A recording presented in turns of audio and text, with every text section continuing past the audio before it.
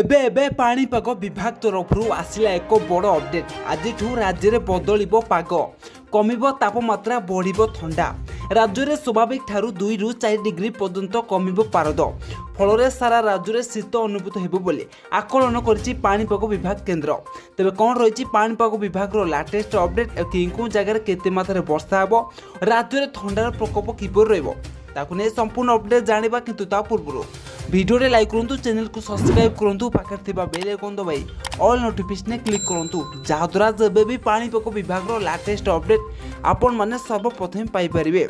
चलंतु dairy न करी खबर उपर नजर पकाइबा। तेबे वर्तमान पाई जा सूचना मिलुछि, राज्य में बढ़ुछि शीत। शीतर प्रभाव रे राज्य में केतक स्थान रे 1 ରୁ 2 डिग्री तापमात्रा ह्रास हेउछि।